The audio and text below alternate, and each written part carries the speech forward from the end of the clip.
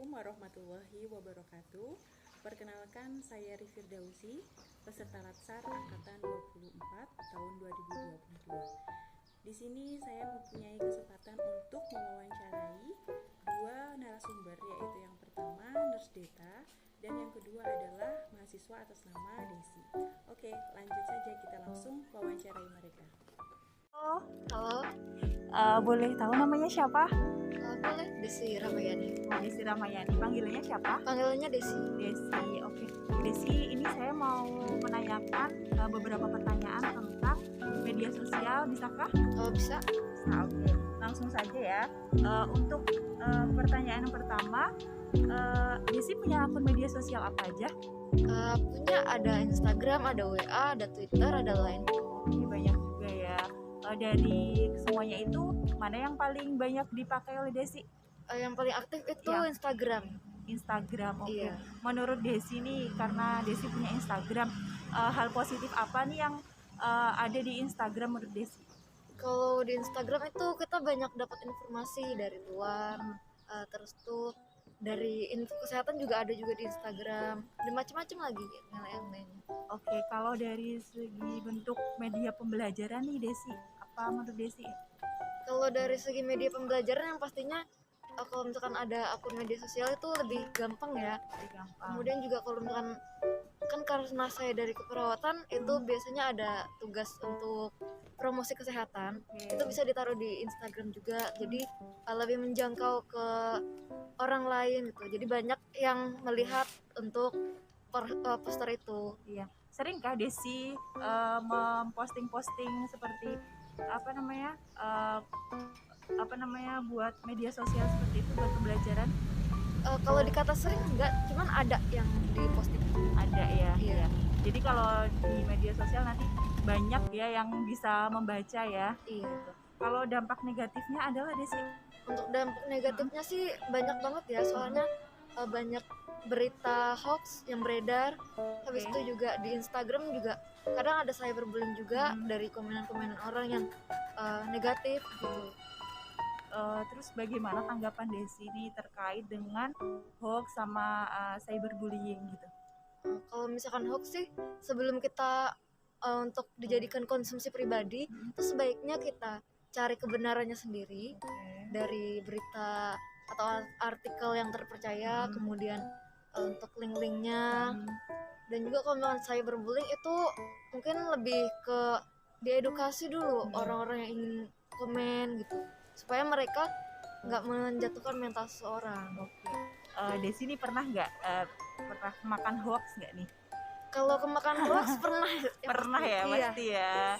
Tapi dari situ kita terus belajar ya, Iya. biar nggak makan hoax lagi. Oke, yang terakhir nih, bagaimana cara Desi buat membatasi berita-berita seperti itu? Kalau dari saya sendiri untuk membatasi berita-berita hoax, yang pastinya saya tidak langsung mengambil itu berita gitu ya. Jadi saya menyaring dulu, saya lihat dulu, saya baca, kemudian saya cari tahu dari situs-situs resminya. Kalau misalkan memang itu beritanya hoax, itu akan saya informasikan ke keluarga saya terutamanya, karena keluarga saya juga pengguna media sosial, jadi mereka harus tahu bagaimana caranya untuk memilah berita hoax dan tidak. Apalagi orang tua ya, jadi kita perlu edukasi juga ya ke Iya. orang tua ya. Baik, sekian dulu wawancara kita hari ini. Terima kasih ya untuk Desi ya. Iya. Terima kasih. Wassalamualaikum warahmatullahi wabarakatuh. Selamat siang. Selamat siang. Boleh mengganggu waktunya sebentar? Baik, perkenalkan nama saya Deta Germia Ari Damayanti. Saya dosen keperawatan di Fakultas Kedokteran Universitas Lambung Mangkurat untuk Departemen Keperawatan Medikal Bedah. Bisa dipanggil siapa? Deta saja. Oke, Nurse Deta ya. Ya, boleh. Nurse Deta nih, saya mau tanya-tanya sedikit tentang media sosial. Boleh. Minta waktunya sekitar 3-5 menit ya Nurse ya. Ya, siap. Pertanyaan pertama nih Nurse. Nurse Deta punya media sosial kah? Punya. Oke. Media sosial apa Nurse? Sejauh ini yang sering saya pakai itu WA, kemudian Instagram, YouTube, kemudian Line, TikTok juga. Mungkin itu saja. Oke. Dari kesekian media sosial tuh mana yang paling aktif? Yang paling aktif Instagram. Instagram. Oke. di Instagram itu menurut Nurse Deta apa ada dampak positifnya atau negatifnya terkait Instagram itu? Instagram ada positif dan negatif. Kalau misalnya dilihat dari positif itu pertama informasinya cepat ya. Misalnya aja ada berita di televisi atau ilmu pengetahuan yang terupdate atau misalnya berhubungan dengan keperawatan atau perkuliahan, itu instansi pasti punya admin kan. Jadi informasi itu lebih cepat seperti itu. Kalau negatif ya tadi karena cepat, mungkin karena cepat itu beberapa banyak yang tidak valid informasinya. Karena ingin cepat-cepat saja seperti itu.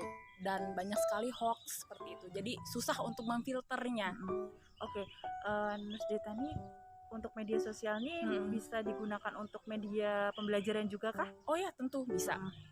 Contohnya saja Instagram tuh. Kalau misalnya ada tugas untuk mahasiswa, biasanya per kelompok, saya minta tolong upload atau unggah itu poster promkes atau promosi kesehatan di feed Instagramnya.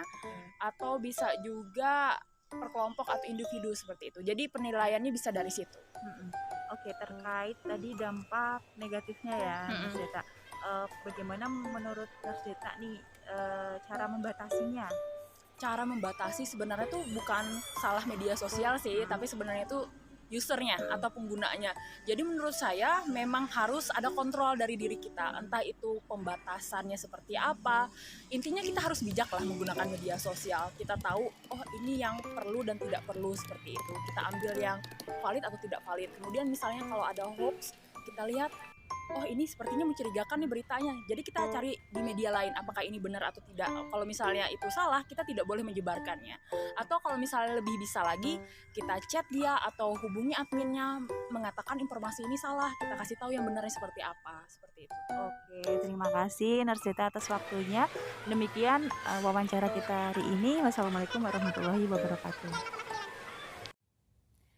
Dari wawancara yang telah kita lakukan kepada dua narasumber kita, yaitu Nurse Deta dan Desi, lesson learn yang dapat kita ambil dari wawancara tersebut adalah media sosial memiliki banyak hal positif dalam penggunaannya, yaitu dapat mempermudah komunikasi, pesan yang disampaikan juga relatif cepat, serta bisa digunakan untuk berbagai pembelajaran seperti share ilmu-ilmu khususnya tentang keperawatan. Namun di lain sisi terdapat dampak negatif dari media sosial yang berupa hoax, cyberbullying, lexing, doxing, dan lainnya. Maka kita sebagai pengguna media sosial yang baik harus lebih bisa membatasi diri kita dengan jalan memfilter berita yang ada dan meninjau ulang apakah berita tersebut valid ataukah tidak. Jika memang valid, kita bisa sebarkan. Jika tidak, cukupkan di kita dan stop untuk menyebarkan berita-berita hoax tersebut. Oke, itulah lesson learn dari wawancara kita hari ini. Terima kasih. Wassalamualaikum warahmatullahi wabarakatuh.